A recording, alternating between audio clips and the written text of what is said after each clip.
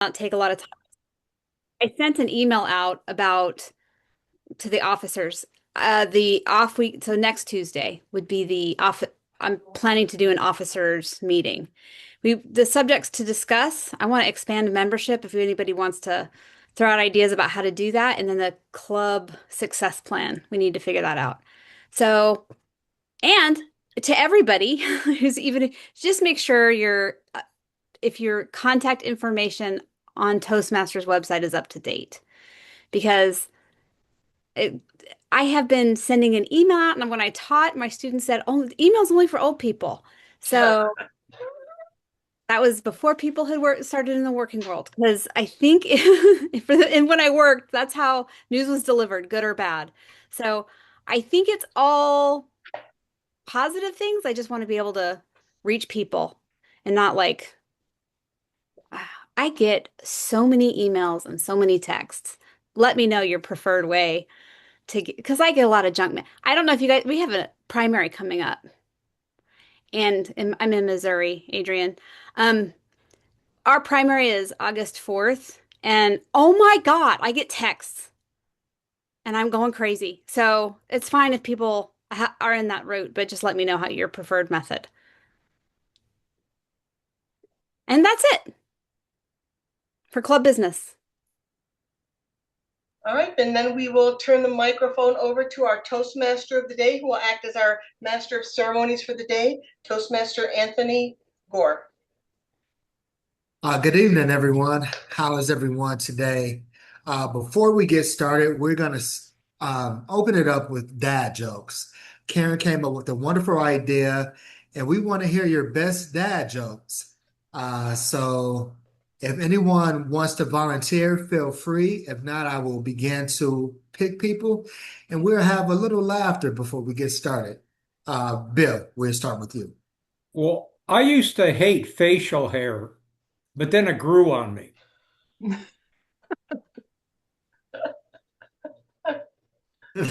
That was a good one. Alan? Well, I was just recently reading a book about anti-gravity, and I just couldn't put it down. No. I All right, Sheila. I wrote this one down, but I don't need to look at it. I have a fear of speed bumps, but I'm getting over it slowly. Good one. All right, Karen. um, my kid was chewing on an electrical cord, but don't worry, I grounded him. And currently, he's conducting himself more positively. All righty. Adrian, do you have one? Oh, you're on mute. So I was trying to cheat because I don't know any dad jokes, but you called on me too fast. So I honestly was trying to cheat. Let me We can circle back. We'll circle back. look. I was trying to bring up a Google dad joke real fast, the best corny joke. So what do you call a pile of cats? A mountain. There you go. I like that one. All right. Police. I had no idea until this week what a dad joke is. And I actually searched it and tried to come up with some original one. And apparently one of the defining feature is that it has to be a bad joke, kind of. So if we're still waiting for the line, I might have got it. All right, all right. Tara. Sure, I just found one myself. Oh, made out of watches. A waste of time. All righty. Tara. Okay. Why shouldn't you trust the king of the jungle? Ooh. Why shouldn't we? Because he's always lying. Good one. Tracy. Well, in sad news, I lost my pet mouse, Elvis. It turns out he's caught in a trap. He can't walk out. Funny, funny. I have one. What did Tennessee? What did Tennessee? whatever Arkansas. All righty. So that concludes our impromptu dad jokes. Thank you, Karen, for that segment there. And from here, we will go into our first scheduled speech. Um, so after many years working in customer service at the credit union, Toastmaster Tracy Sonderberg has heard it all. Today, she'll be presenting a speech with the purpose from level one pathways. It will be her 5 to 7 minute speech, and she will enlighten us on scams that she dealt with. And the title of her speech is "You Can Trust Me." So we will set the stage for Tracy, and Tracy, you could deliver your 5 to 7 minute speech for us. Try to get this right. Sorry, real quickly, Anthony, did we already go? I'm the word master.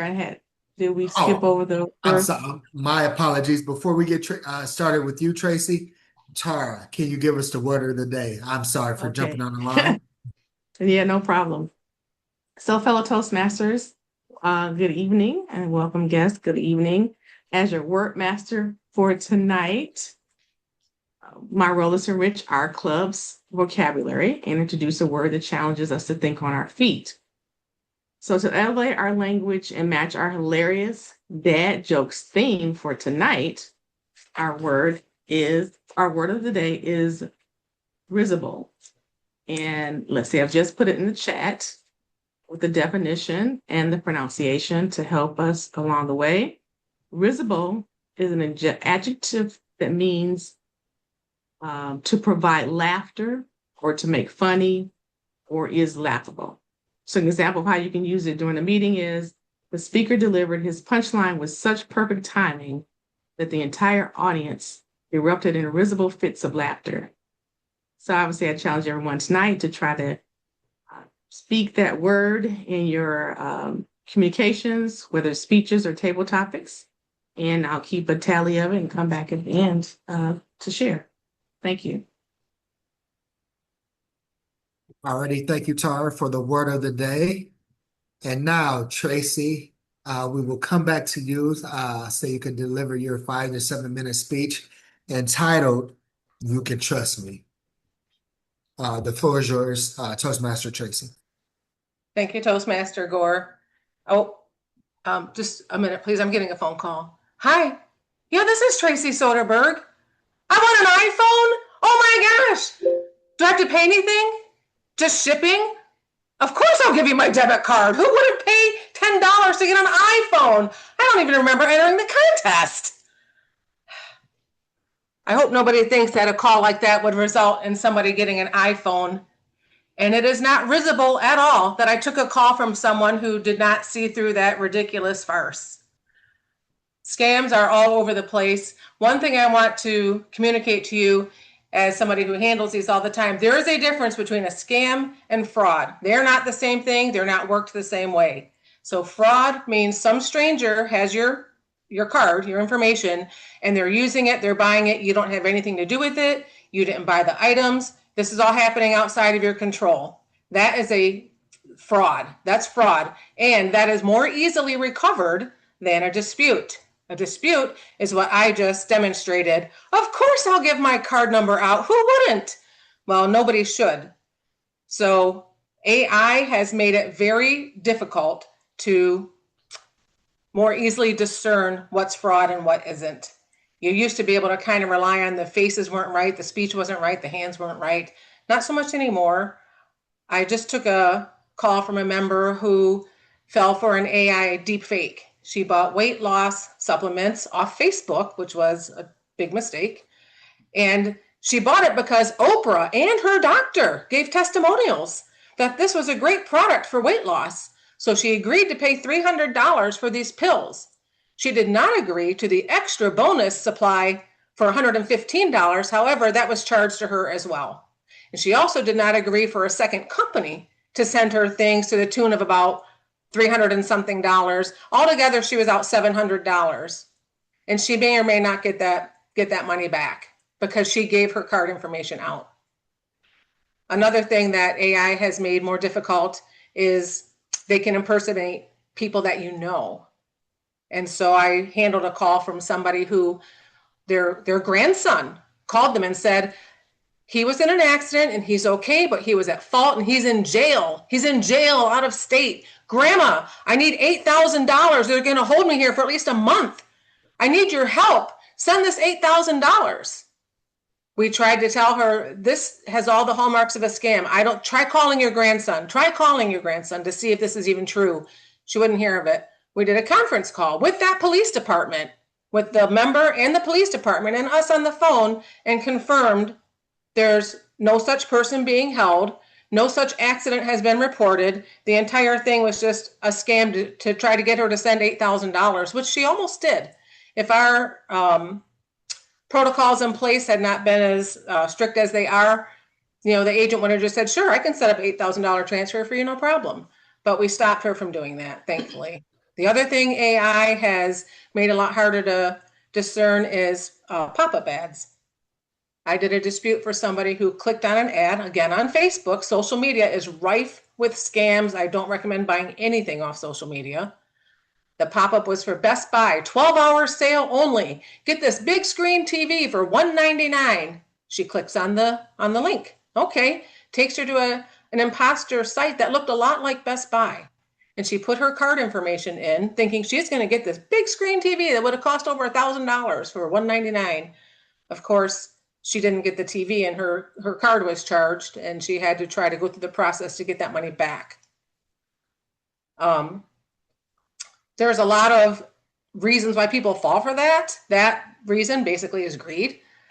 There's urgency is another reason why people fall for these things. Imagine getting a phone call that sounds something like this.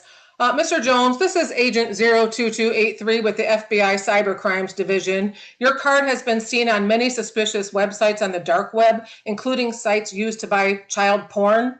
We've dispatched an agent to your house who will be there within the hour. You need to come down to our station and talk about this. Oh, you think there's a mistake? I don't think so, sir. Give me your card number and I'll confirm for you if this is a mistake or not. The FBI doesn't generally make mistakes on these things. Oh, that's your card number and expiration and security code? Oh, maybe there is a little mistake here. If you don't hear anything from us in the next 24 hours, you can disregard this call. And of course, then the card was used to buy, several $1,000s worth of merchandise. That was one. The head of Amazon Security called one of our members. They detected suspicious activity on her account. So good thing the head of security is monitoring the millions of purchases being made by Amazon customers. And so she gave her card number out and was immediately defrauded out of several $100s because the head of Amazon security does not have time to call individual people about their purchases. Another thing that they do is claim hackers are accessing your account. This one was very effective because it immediately preys on your fear and the sense of urgency. Hackers are accessing your account right now. We see these back channels access to your account. Money is leaving your account right now. We can stop it. We have to download this program. We're sending you the link right now. Click on this link so we can stop your account from being emptied out. Every second counts. Okay, I'll click on the link. Somebody else did that and nearly lost $20,000. But it was able to be stopped at the last second, thankfully. So the common denominator of these speeches is that they have greed as a motivating factor, urgency, and fear. So if you put that together, that's guff. We're not going to take that guff. And so what I tell people is basically be skeptical. When someone calls you with something urgent and frightening, just say, I'll take care of it. Okay, I'll take care of it. Don't give out information. Don't confirm any information. And just remember, you've heard trust but verify. I'm telling you, don't trust and verify. To keep yourself secure. We're going to send them home empty-handed.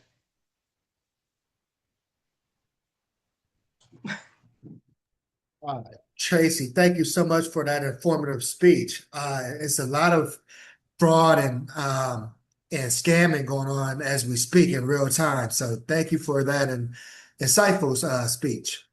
Next, we will have our 5 to 7 minute speech from Alan entitled A Collector. So what does it mean to be a collector? Is the thrill I'm sorry to interrupt, but I see that Alan's evaluator is not here. So okay? I can evaluate both speeches, or if somebody else would like to volunteer to be the evaluator, we can do that. Would somebody like to volunteer for that? Sheila will. I'll do it. Yeah. Thank you. Thank you, Sheila. All righty, so back to your introduction, Alan. All right, what does it mean to be a collector? Is the thrill in the hunt or the capture? Is there the madness that drives them? Toastmaster Alan Turner will present a 5 to 7 minute speech on his experience as a collector of coins, entitled "A Collector." Take it away, Alan. Thank you, Mr. Toastmaster, and greetings to all. I am a collector of antiquities. I find pleasure in relics and artifacts. I especially love old coins. As a child, I had those blue books. Maybe you remember these from back in the 60s and 70s. People would buy these books for collecting nickels, dimes, pennies, and all the rest. And the books have little circular cutouts for each year and very handy for a beginner. Sometimes my dad would give me a roll of pennies from the local bank for me to look through, and there would maybe be something in there for my collection. He would plant secretly Indian head pennies in the middle of the roll for me to find them. I was just a kid, and any addition to my collection was very exciting. I had no idea he had planted them, but upon finding them, I would overflow with enthusiasm, excitement, adding the newfound coins to my growing blue book collection. Some were from the time of JFK and FDR, and some were considerably older from the time of Teddy Roosevelt, Abe Lincoln. I even have a large cent from 1817, when Thomas Jefferson and John Adams were still alive. But adult collectors require more than just a few Indian pennies to get our jollies. I'd like to share my screen with you to provide a look at some of my collection.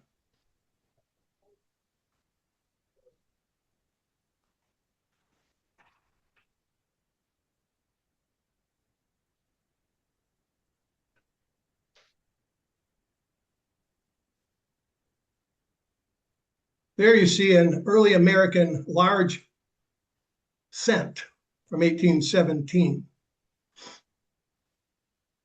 This coin was minted about 9 years before Jefferson and Adams died. They both died, of course, on the 4th of July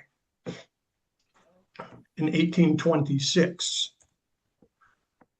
This is a coin from about 320 BC, 320 AD. This is Constantine the First. This coin is in exceptionally good condition for its age. And you'll remember Constantine is a very famous figure in history. There were many changes in the world at the time of his reign in the Roman Empire. Here you have a common American penny alongside of a widow's mite. That's the reason I put that penny there, so you could see the size of an authentic widow's mite that was referred to in the Bible, when a woman of great age gave all that she had in putting that in the treasury. This takes us to 90 BC. This large Roman coin is about the size of a 50-cent piece. Believe it or not, it's very heavy to hold in your hand. This is Janus, the two faces here, if you can make them out. There's a nose and a mouth looking to the right, And on the other side, there's a nose and a mouth looking to the left. Janus is the representation of twins. On the other side of the coin, you see the prow of a ship. And hanging from the prow is an anchor. If you look closely here, you see the anchor. So we're getting older now, and I will show you now my oldest coin, and it is a silver tetradrachm from 320 BC. And there's the head of Alexander the Great. This coin was minted at the time of Alexander. It's a very interesting coin. It's about the size of a quarter. These can still be found by collectors of what they call ancient coins, and they're quite expensive.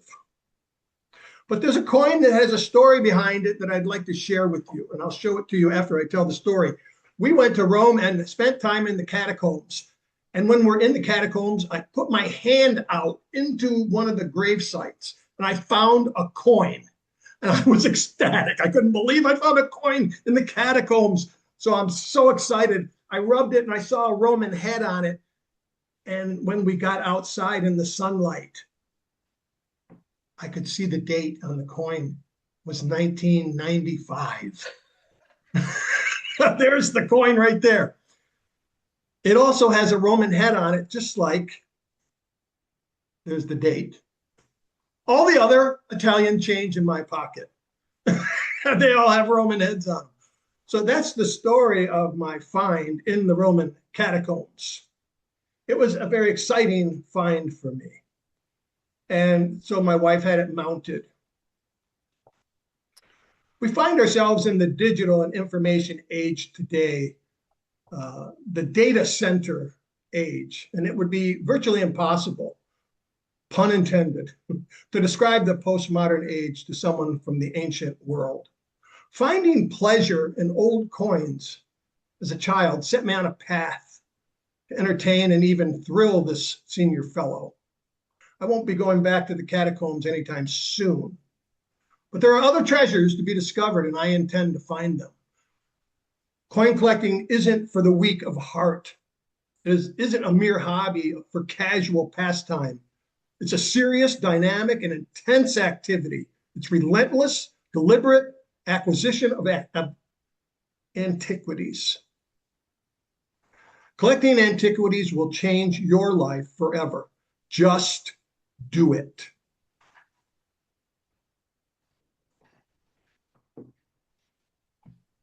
Great job, Alan. That was a very impressive speech. I was very impressed by your collection. Oh, wow. Are you into history as well? I could definitely Yeah. assume Yeah. yes. All righty. So moving right along. At this point, we will move to are we doing table topics? To Bill and Thank table you very topics. much, Mr. Toastmaster. Fellow Toastmasters and our most welcome guest, Adrian. Adrian, for your benefit, table topics is where we get to practice our extemporaneous speaking. I'll be giving a theme and then a short one-word question to everyone on the line. You can pass. I'll keep you to the end. Now, it might be a bit risible for many of us, but the questions I give to people, they take it very serious. The song, Where Have All the Flowers Gone? I remember hearing that on my father's radio in the automobile, his old Pontiac, back in the 50s. It was by Woody Guthrie. And then it was sung in the 60s and popularized by Peter, Paul, and Mary. In the 70s, it was by John Denver. In each time, the same song, but it was for different tastes, and people liked it or they didn't. Now, Sheila, think back about your life. What was a TV program that you really liked that's no longer on television? Tell us about it. Thank you, Bill, and fellow Toastmasters and guest Adrian. I really liked MASH. I would watch that it was like appointment television that they talk about now, but it was like an appointment I would keep. And I saw it on reruns only. But I always, and I didn't experience, I was much older when I joined, and I didn't watch TV anymore when I joined the military. But there was so much that was the same. And I felt myself being in a MASH episode. It was applicable then, and it was applicable. I found it humorous when I was 10, and I found it humorous when I was in the military, and I find it humorous now. I really think that there's a lot in MASH that shows a dynamic and like the idea that people can invoke change or like their ripple effect. And not everybody is what they first appear. So that's important, I think, to maintain and to remember. So I would say that MASH is a television show, and that was actually a Trivial Pursuit question. MASH, Mobile Army Surgical Hospital, 4077. That was a Trivial Pursuit question that I got, and I won the game because I knew that. So that's another reason I like it. I like to win. So thank you. Okay. Thank you, Sheila. And now, Karen, can you tell us about a movie star that's no longer on the silver screen that you really thought that was your favorite? I'm, thank you, Table Topics Master. I'm of an age, maybe of an age that some of you can relate to. When I was growing up, I loved to watch the black and white movies on TV.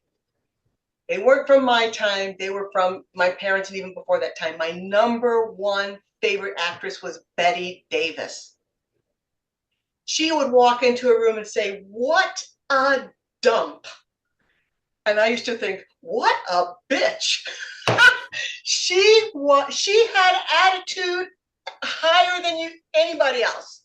She had so much, she could just walk in the room with those big padded shoulders that they had back then. And you knew something pointed was coming out. I really love Bette Davis. There is even that song, She's Got Bette Davis Eyes. Bette Davis had these gigantic blinkers. And they really came across in those 1930s and 40s movies with those pencil thin eyebrows that they used to have. And she really played it.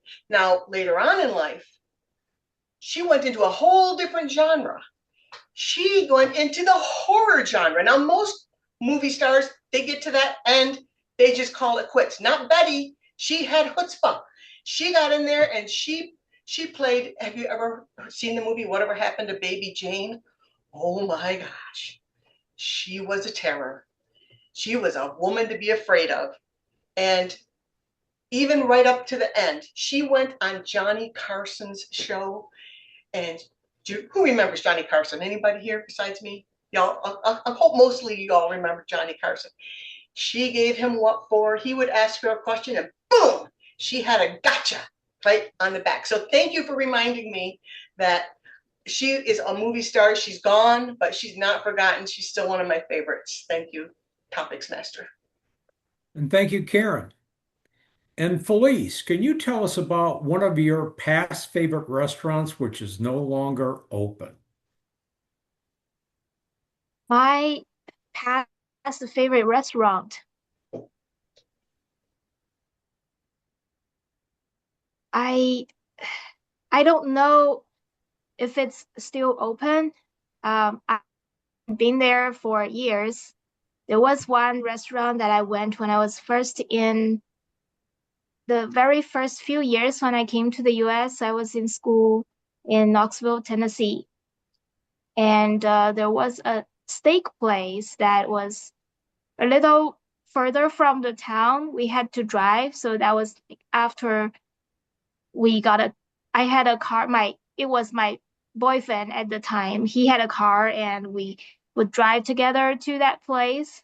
And that was the first time when I had really, really American steak in there.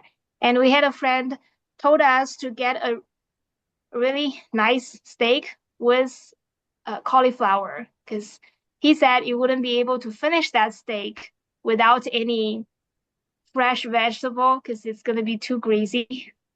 So that was like the very first experience we had, and a lot of good memories and good times we had over there with my boyfriend, now my husband, and many other friends as well. We went there multiple times, and I always think about that place now, but I don't know if it's still open. It's back in Knoxville, Tennessee. Thank you. And thank you. And Tara, do you have a favorite automobile from the past that's no longer being made today?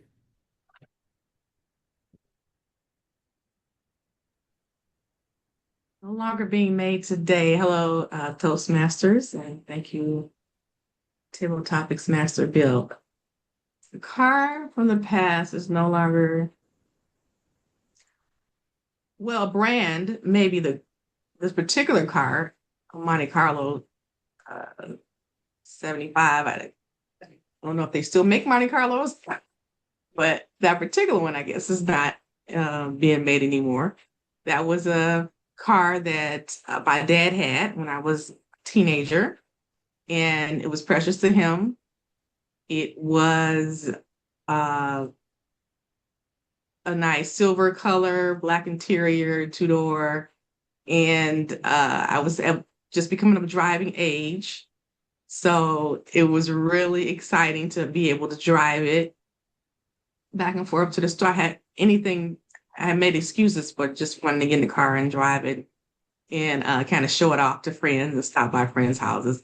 But I was very nervous about it. But a sad thing about that car, well, is that when my brother got in the car to drive it, he ended up driving it, get into an accident. He was okay, but he totaled it. And my dad never let him live that down to this day. I would have to say that was not a very risible story for him, but now it's laughable. At the time, we weren't able to laugh about it. Okay. Thank you. Thank you, Tara. And Tiara, do you have any favorite food from the past which is now discontinued or really no longer served? All right, first question. So I was serving the role as timer. This is my first time. Do I need to time myself while I'm speaking or? I'll take care of that. Okay, awesome. Can you repeat the question again? I'm sorry. Yes. Do you have any favorite food from the past which is no longer being served? Mm, a favorite food from the past. I'm not sure if this food is no longer being served, but I have vivid memories of a kid of having bologna sandwiches that had a red liner around it.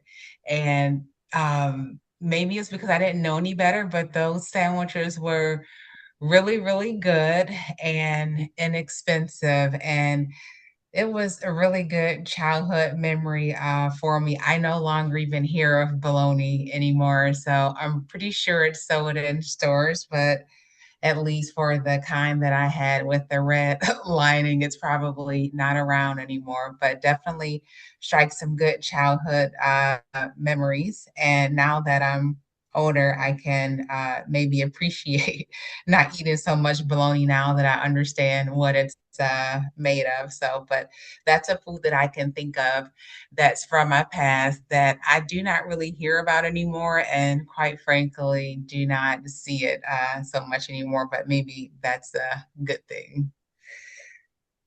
Okay, very good. Thank you, Tara. You spoke for 1 minute, 10 seconds. And Okay. Anthony, can you tell us about a sports hero from your youth who is no longer playing, which to you was your GOAT, greatest of all time? That's an interesting question. With me being an avid sports fan, I have many heroes, but one that come to mind that's no longer playing. I have a I have this debate all the time: who's the GOAT as far as basketball, LeBron or Michael Jordan? But my GOAT is Michael Jordan.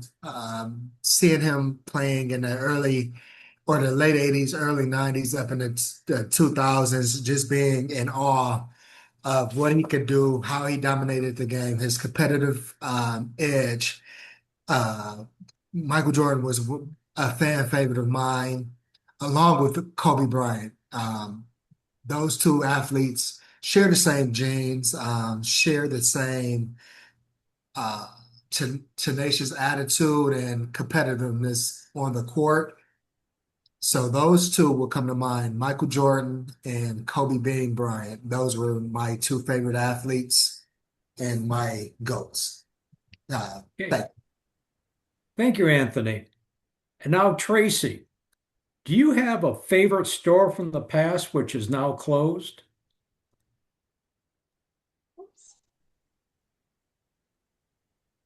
Thank you, Topics Master. I have to think about that. I used to like to go to, I can't even remember the name of it. I feel like it was a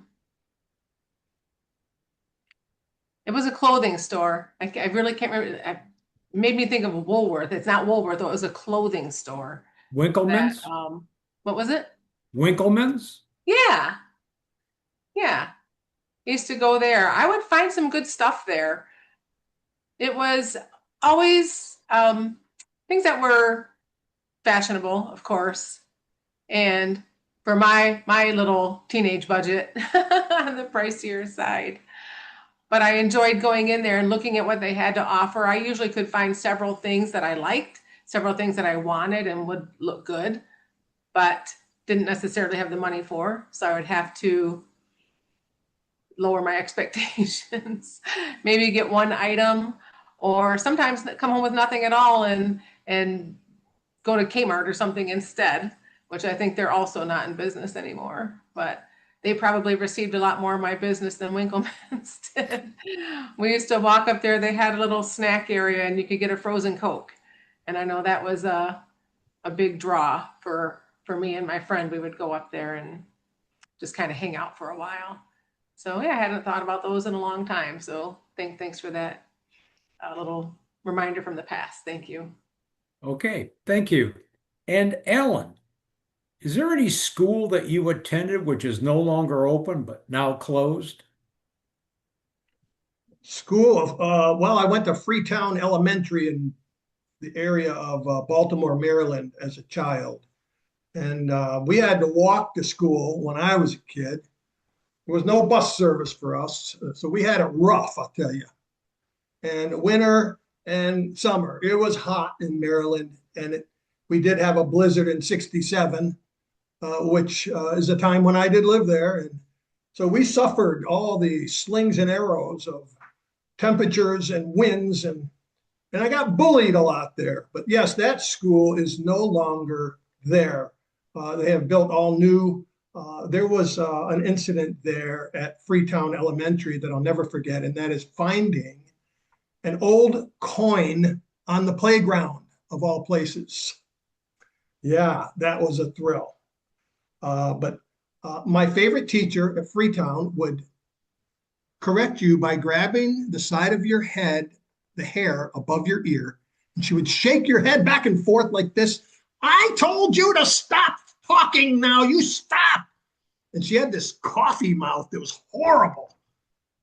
But I deserved every bit of it because I was one of the bad kids. You see, her classroom was the one all the bad kids were put in to whip them into shape. So yes, that was an amazing experience. Okay, thank you, Alan. And now, Adrian, if I pronounced your name correctly, would you like to participate?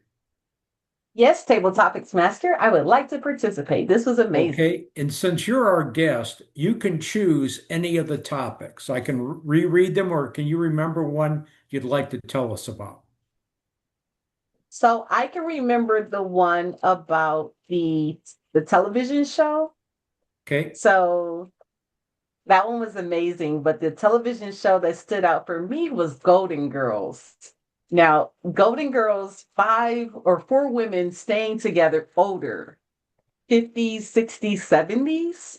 Now that I'm older, I appreciate it so much more because, you think roommates back when I was younger, like 20, 30 years ago, when it was actually Betty White was on the a part of Golden Girls as well. But now as older, realizing and understanding that just companionship and just understanding the importance of having friends. So Thank you for being a friend. So I'm gonna go with Golden Girls as, you know, that show that just doesn't pop up like it used to, but you can still get it if you have cable. But just the different intricacies of Golden Girls is so different now, older, but it's such a great show. I watched it then and I watch it now. Okay, thank you, Adrian. Well, that was table topics, and back to you, Mr. Toastmaster Anthony. Thank you all so much for participating in that table topics. Bill, excellent questions. So now we will move on to our evaluations portion of the meeting. And Karen, I believe we will do the first evaluation for Tracy. Thank you. I'm acting as the general evaluator today. So what we're doing now, and Adrian, I just want you to understand that we do this every meeting. We always want to give feedback and understand what we did well and what we can improve upon. It's one of the unique things about Toastmasters is that you do get immediate feedback, and it's always in a positive mentoring, coaching sort of fashion, so that you can get better. That's why we're here, to learn and grow, get better at things. And so the first part of our evaluation section of the meeting is to evaluate the prepared speeches. So you may have heard earlier that I was set up to be the evaluator for Toastmaster Tracy Soderberg's speech. So Tracy, your speech was to write a speech with a defined purpose and to organize it with a defined intro, body, and conclusion. So when I listened to your speech, I listened carefully to see if I could hear those elements in your speech. You had such a great intro with the, oh, wait a minute, I'm getting a phone call. That was a very, very good intro, and the way you moved your face, the expression, the delight of winning the iPhone, all that, it really came across. It was really a great, great intro, and there's a lot of people who are way longer into speaking than you are who haven't been able to pull that off, so I'll give you top marks for that. As for the body of your speech, you had a lot of really good detailed examples. So you told us what type of scam it was, and you gave us the details of it with an exact experience that somebody had. You also gave for us the contrast of fraud versus scam. I don't think I've ever heard anybody give that definition before, and I did not understand until you said the difference in trying to recoup your money, depending on whether you voluntarily gave the card info or not. I want to say that you had really good passion throughout the speech and had good eye contact. So as far as delivery was concerned, you spoke clearly, you had a lot of animation, eye contact, facial expressions. So these are all great points that we usually don't see until somebody develops a little further in their Toastmasters journey. This being your second speech, you did a great job on those things. In your conclusion, you had a call to action. So this was not just an informative speech. I would say this was a persuasive speech. So you had a call to action at the end, imploring each of us to think differently, to not trust but verify, but to distrust and verify. So that it was a call of warning. Don't fall prey to the guff, to the greed, the urgency, and the fear. So I want to point those things out. You did such a great job. What could you do to improve your speech next time? I'm going to say that at the beginning of the speech, after you give your introduction and your opening statements, it would help the audience to follow along if you could give them a brief introduction to what you're going to talk about. I'm going to talk about phone scams. I'm going to talk about artificial intelligence scams, or maybe you could organize them with greed, urgency, and fear. Just let people know what's coming so that their minds are prepped to receive the information that you're going to provide. So that's, they always say, tell them what you're going to tell them. Introduction, tell them what you're going to tell them, tell it to them, and then tell them what you told them in the conclusion. So that would be my little seed for you to grow on, is to give us a little bit of preview after the introduction. Good job, and I look forward to hearing your next speech. Now, stepping into putting on my general evaluator's hat, we'll now hear a speech on an evaluation on the speech that was presented by Toastmaster Alan Turner, and this is going to be presented by Toastmaster Sheila Buswell. Sheila, your feedback, please. Alan, you did a great job, and this is your second speech, is that correct? Okay. Yes, I it's a second. really was very impressed with how you brought visuals and I mean, I'm not a coin collector. But I collect salt and pepper shakers and I'm Oh, compulsive about it. And I just think it's good that you had the call to action too at the end that was like, it's worth it. Go do it. And it's true. Like I think that kind of thing is worthwhile because you see the value in something that maybe somebody else doesn't. But also intrinsic value of like how you found that catacomb coin that turned out to be worthless in Rome, or I don't know, it was worthless, but 1995 isn't that long ago. I mean, that was the year I graduated high school, so I don't like to think of it as that long. But I thought that the fact that you were like, you go through all these Roman coins and these Roman headed coins and blah, blah, blah, and then like, oh, yeah. Anyway, the disappointment I felt, you know. So I thought that was interesting. The one thing I would say, and it's really hard because you followed Tracy and she was really animated. And in this medium, I think it's really hard to move around enough to not move around too much to seem twitchy, but to strike that balance. And I think that that was something that you could, if you wanted to stretch, I think your speech was really good.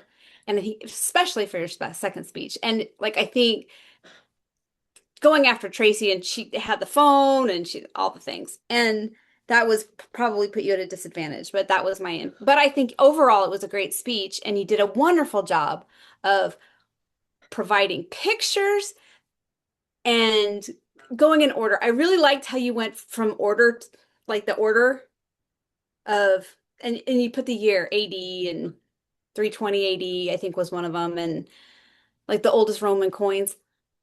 I thought that was really nice to see the pictures of them because I am not a coin collector, but that's the kind of stuff that I like to see. Anyway, thank you, and I am also eager to hear your next speech. Thank you. Back to you, Karen, and All General right. Madam General Evaluator. All right, thank you. You know, in Toastmasters, they say we wear a lot of different hats. So I'm going back into my general evaluator hat now. We still have 3 more items in the evaluation area. Our next item is the table topics evaluation. Not Our club is unique in that we evaluate the table topics because we want to get better at impromptu speaking. And so I'll ask Sheila to give her remarks on our table topics responses. Thank you, Madam General Evaluator. All the hats that you're wearing, Karen, thank you. I'm not going to evaluate my own speech, but I'm just saying, Adrian, you're right. Golden Girls was fabulous. And I look at clips and they make me laugh. Like, and I get kind of depressed when I reach the age that they were. You know what like I had not all of them, but they were a powerhouse, and I'm just gonna avoid that whole discussion. But Karen, you talked about the movie star and Betty Davis.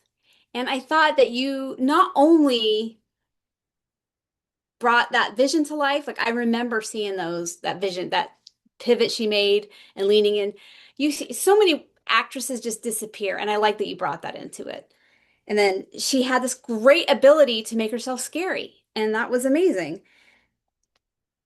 Felice, I wanted to steak so bad after you said that, and I don't even eat that much meat. So, yay. But also, like the little way that you put it, like I went there with my boyfriend at the time and he became my husband, and then like have cauliflower with it. I thought that was really good. And then you came up with that. I really get impressed with impromptu speaking when people do it well. So, thank you very much for that. I took notes and I can't be quiet about it. So, Tara, you talked about your the Monte Carlo, and it made me my dad didn't drive a Monte Carlo, but I understood. I have a brother also, and he was more apt to get an accident. Not that he would cause them, but it made me think when you said that about the 1975 Monte Carlo, I was like, oh, that sounds like my brother. Maybe we have the same brother. Maybe we have the same dad.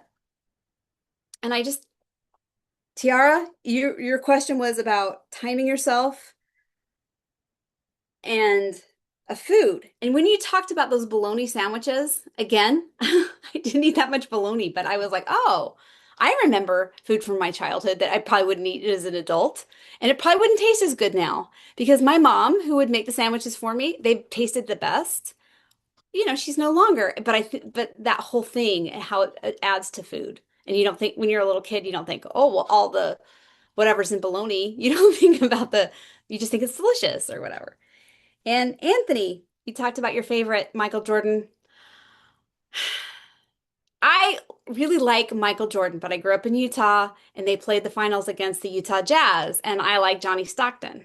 So I agree with you. He was amazing. And I mean, I don't want to ruin this for anybody. It happened a long time ago, but the Bulls won that series. I mean, they did.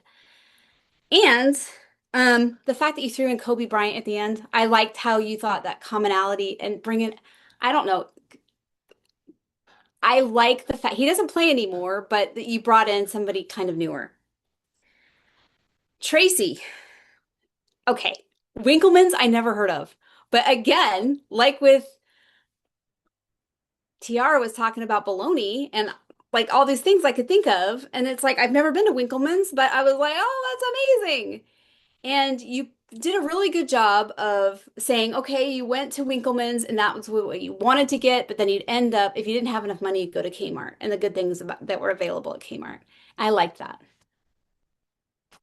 Alan, the school. Oh my God. The school in Maryland, and that's not where I mean, now you live in Florida, but that's a long journey. But you started it and you're just like, okay, I don't even know if that school's available anymore. But the fact that you said, oh, I walked and I didn't ride the bus and it was hot and it was cold and I did whatever. I thought that was really also very good to do impromptu. And Adrian, again, I started talking about when evaluating mine, Golden Girls. Oh my gosh, Betty White was so funny in that. Like I watch stuff where she pulls it off so well with a straight face, and she'll say the most outrageous things, and she'll be deadpanned, and I love that.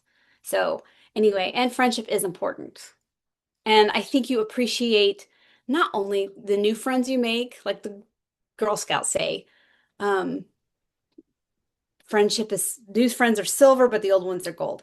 And that's why they're golden girls, I guess. But it's like the best friend I have is somebody I've known for a long time. And I keep in touch with her. And oh, when we're I like the fact that she's 6 months older than me, but I mean, 6 months is a lot less when you're pushing 50 than, or when you are 50 than when before, than when we met. Anyway. So I think that's everybody. And if I missed you, I'm sorry, but everybody did a great job. They filled the entire time and didn't go over. So thank you. Karen, back to you, Madam Hey, General. thanks, Sheila. Thanks, Sheila. I'm just going to add on to table topics. When you do the table topics, it's like it's your opportunity to do that tiny little mini speech just for 1 to 2 minutes. And I like the fact that it seems that people are still giving us a little introductory statement, some details, and then they wrap it up at the end with a little conclusion. I think everybody did that to my ears, and so congratulations. You're getting into good speech habits.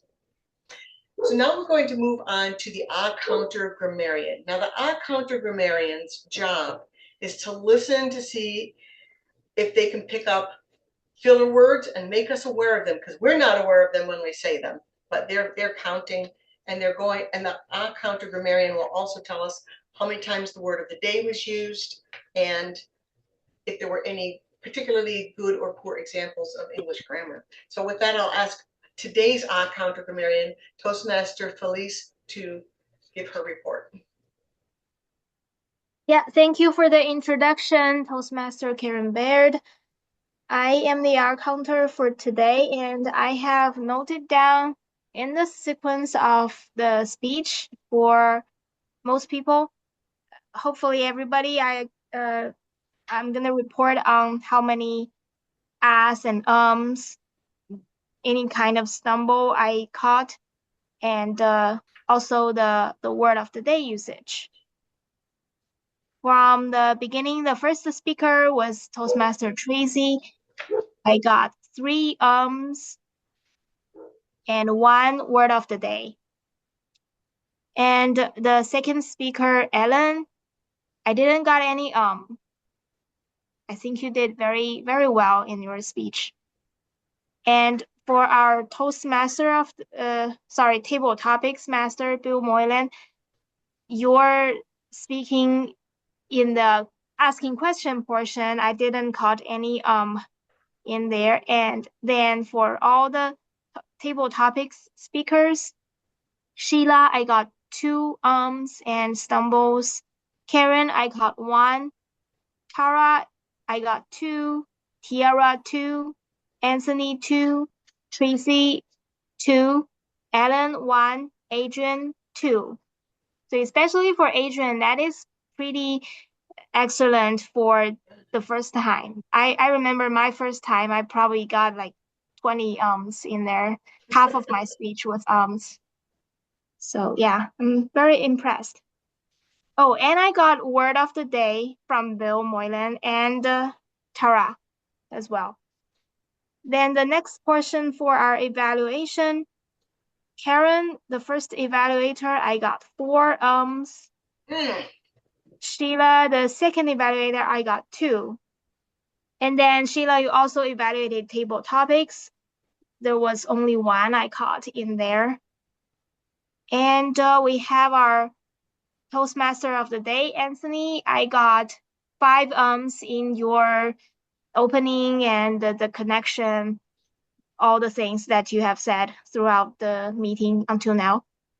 That concludes my counter grammarian report. Thank you. Thank you so much. I knew I said during the table topic, but I didn't even know I said during the evaluation. So thank you for pointing that out. I'm going to listen to myself a little closer. It was or sometimes it was a stumble or like you started something and then you didn't finish that sentence, you started another one, something like that. So I mixed all of them together. That's, it takes a lot of practice.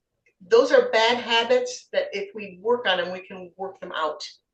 So it's just a matter of a habit of speech. So now that we've heard our grammarian and timer and evaluators, we are done with the evaluation of the specific items of the meeting. It's now time for me to evaluate the meeting as a whole. We did not start exactly on time, but pretty close. I believe we started at 6:03. We like to be sticklers for starting on time because we're here to learn good habits for public meetings as well. We went through our agenda in order, but not totally in order. We accidentally skipped Word Master, but I'm glad that we caught up before we got too far down the line. That's why it's always great. I like to print off the agenda, make sure I have it right in front of me so that we make sure that we follow the agenda, follow it right along. And by the way, that was a great word of the day, risible. I wish I had used it. I had it in my mind that when I was going to use it, but then I got so caught up in what I was saying, I forgot to use it. That happens to me every time. Sure, happens to everyone. So going through our agenda, we had a couple of really great speeches, both speakers, very, very good speeches considering it's only the second speech. Table topics, great theme. I love it when we have a great theme that everybody can relate to. It doesn't take any specific knowledge. It's not too hard to answer. So great job, Bill. I enjoyed that. As far as the evaluations went, I thought the evaluations were correct at correctly highlighting the items that were done well and could be done better. And the reports, were given accurately and in a timely fashion. So at this point, I would like to move forward towards the question and answer portion of the meeting and ask if, first I'm going to ask our guest, Adrienne, if you have any feedback. What did you see today? What stood out? Do you have any suggestions for us? Well, first, I want to say thank you for having me because this setup and environment will do nothing but help in regards to communication. So I definitely want to say that.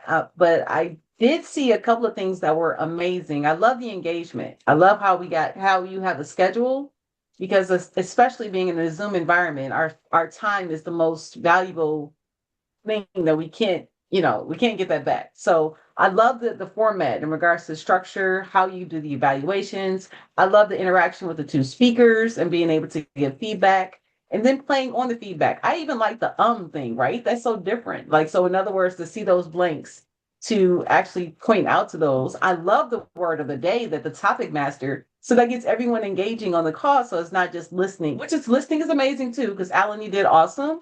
And so did you, Tracy. But I mean, just having that opportunity to just, be able to engage like a little intermission, that was pretty awesome as well. And I love the flow. Like you guys seem like you're a little family per se. So within that, kind of comfortable with each other. Alan, I think they mentioned that you only presented a couple of times, but I love the structure, Bill, of taking the tabletop, just how all of the authority and of the actual meeting and the setup and the flow. Being a Virgo, organization is very important to us. So these little things that stood out were amazing. And so I'm so thankful that Mr. Liverman actually invited me, or Dr. Liverman, excuse me, invited me here to be able to just get exposure and hopefully be able to join to able to step my speaking game up. So thank you so much for the opportunity to be exposure. So feedback was awesome. I can't say that I had anything negative or constructive feedback in regards to it, because again, it being my first time, I love the structure, I love the format, I love the flow, I love the engagement, and I love how you guys kind of gave feedback and gave things that we can work on, tangible things to walk away with, and not just listening as well. So listening with action. So I just love the format of today's session. So thank you for allowing me to be a part. Thanks, Adrienne. Listen, we wouldn't be a proper Toastmasters club if we didn't invite you to join our club. And so I will email you some information and offer you the invitation to join us as a member. And of course, you're welcome to come back and visit anytime. But as a member, you can take full part of every part of the meeting. I do have one question. All Can I kinds ask of one meeting question? rules, etc. Can I ask one quick question? Sure. So how does it work in regards to the speaking? So I saw that you have 5 to 7 minutes to be able to have speaking. Do you have to sign up in regards to speaking certain weeks, and then two, sharing the presentation? I saw Tracy didn't have one, but then Alan did. Is there a particular criteria in regards to that part as well? I am a club officer. I'm the vice president of education. That means I set the agenda. So what I do is I plan out the agendas and I try to give everybody equal opportunities for every role that we have during the meeting. And so that's what I do. And then hopefully everybody views that and can do the parts that they are assigned. But if they cannot, then we always do substitutions. Typically, we plan for 3 speakers. Today, our 3rd speaker was not able to speak today, but so we took that off the agenda and expanded table topics and expanded the dad jokes. Love it. And I love as it, far as as visual aids, that's totally optional. Most speeches, it's totally optional to the speaker if they want to do visual aids or not. There are a few speeches that require visual aids, but that would be something you learn about. If you become a member, we have what they call the Pathways Education Program that lays out what all the projects are, what are the objectives of each project, and there are a few speeches that are required to have a slideshow that goes with them. So if there's any specific questions you have, I'm happy to answer them, and we can be in contact after the meeting or after we get other inputs from people. I see Felice has had her hand up. So Felice, did you have a question or comment? Yeah, I just wanted you to finish this conversation with Adrian. I'm just asking, did I miss the timers report or did we not having it? Oh, I'm sorry. I somehow I thought we did the timers report and my eyes glanced right past it.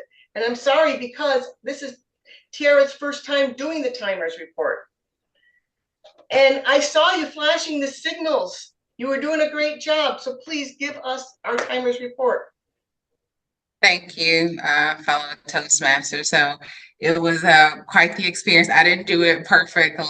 Actually, Tracy's speech was so good that I didn't realize that I needed to start the timer. I thought it was an actual call. So I apologize, Tracy. I have an approximate time for you, but I thought that there was an actual telephone call, and then I realized it was a part of her speech, and then I started it later. So, but I will give the timers report. So then for table topics, everyone did really well. So Anthony, I had you at 1 minute and 4 seconds. Sheila, I had you at 1 minute and 6 seconds. Alan at 1 minute and 24. Karen at 2 minutes and 4 seconds. Tracy at 1 minute and 26 seconds. Tara, I had you as being within the limits, but the exact time it was slightly over a minute. I didn't really capture it. Felice, I had you at 1 minute and 35 seconds, and then myself at 1 minute and 10, and then Adrian at 53 seconds. So, but everyone did really, really good. Again, that was amazing. For the prepared speeches, Tracy, I had you at around 6 minutes, and then for Alan, your speech I had at 6 minutes and 57 seconds. So really good there.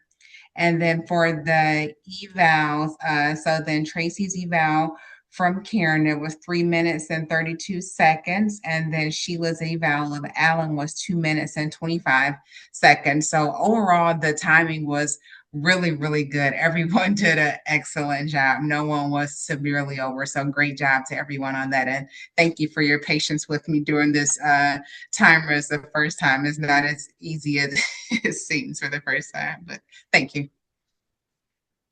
Thank you. I would like to share my screen just for a quick look at our next meeting, what our next meeting will be looking like. Our next meeting, oh my goodness, pull that over so I can see it a little better. All right. So our next meeting isn't until August 11th. And these are the roles. You can take a quick look at where you land for the next meeting. Of course, this will be sent out in a draft. I see somebody squinting. Let me see if I can make it bigger. Does that help? All right, so our next three meetings, August 11th, 25th, and then September 8th. So those are our next three meetings, and I took time today to actually schedule people out to the end of the year, because we want to be able to look ahead and plan and make sure everybody gets a good opportunity to be in every different role that we have on the agenda. So if there's anybody can tell me right now that they can't make it on the 11th or can't do that role on any of these 11th, 25th, or 8th, please let me know so I can make the adjustments in the calendar. Okay. That's all I had. So is Anthony, are you with us? I see Anthony has gone off screen, so I don't know if he had to step away. So I'll just open the floor. We have 2 more minutes until 7:15. Any other questions, comments, or dad jokes? I have a question. Yeah. On the 11th, you have me down as an eval. Yeah. Which evaluator is that? Is that You will be a prepared speech evaluator, and you will be assigned to evaluate a specific person's speech, and I can tell you who that will be if you can hold on 1 second. I minimized the screen. Oh, well, I can tell you that offline. Right now, I have everything all crunched up and hidden. All my fields are hidden and everything. So everybody should be able to know ahead of time whose speech they are evaluating and what kind of a speech it is. So, Bill, do you have a comment? Yes, I know I'm evaluating Sheila, but I will require an evaluator because I'm the backup speaker. So Oh, if one of the okay. speakers drops out, they can simply slip in or not. Mhm. But Okay. All right. Great. Any other questions or comments? I next week, uh not next week, the next meeting that for that day I need to leave at 7 p.m. Mm-hmm. So I see that I'm the general evaluator. If that goes after 7 p.m., I may not be able to serve the role. Maybe I can swap you with something that happens earlier in the meeting. Would that be okay? Yeah, I can do, I guess I can do the any other thing. Okay. All right. And I'll Karen, look you and can, see. I'll look and see if I can swap with you for Word or Table Topics Master or something that happens earlier. and Okay, Karen, if thank you. you need another speaker, I have to be a speaker for next meeting. I think we're full. I think we have 3 speakers already signed up for next week. we have 4? Okay. four. We have Oh, 4. well, I can push it out. Okay. All right. All right. Any more comments? Questions? I also want to shout out to Bill Moylan's table topics questions today. I don't know if you picked those questions specifically for the people that you're seeing on the list and your prepared question, you're trying to match them. But I am very glad that you didn't ask me about like a TV show or a celebrity. A lot of those cultural things, I struggle to answer those questions. But yeah, I just wanted to say thank you for the picking of the questions. You're welcome. Very considerate.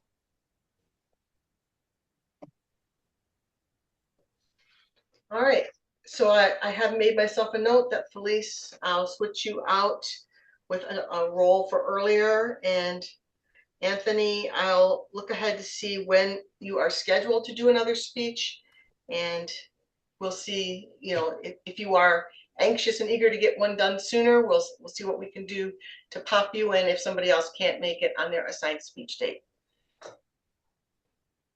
Okay. With that, I'm going to ask Bill, since he has the gavel, if he will adjourn I the went meeting. and got a gavel, but go ahead. Oh, I mean, I'm not, Bill, I'm not stepping on your toes. no, You no, you to be getting it, but I went and got cancel my put it on knocking. You get the knock the do. Madam President, please close the meeting. Thank you. I love to do that, by the way. All right, and officers, we'll see you next week on Tuesday. Yes, thank you. All right, thank you. Bye-bye. Thank you for having me, guys. You were amazing. Thank you. All right, look for my emails, Bye. Adrian. Yes, be looking for it. Thank you.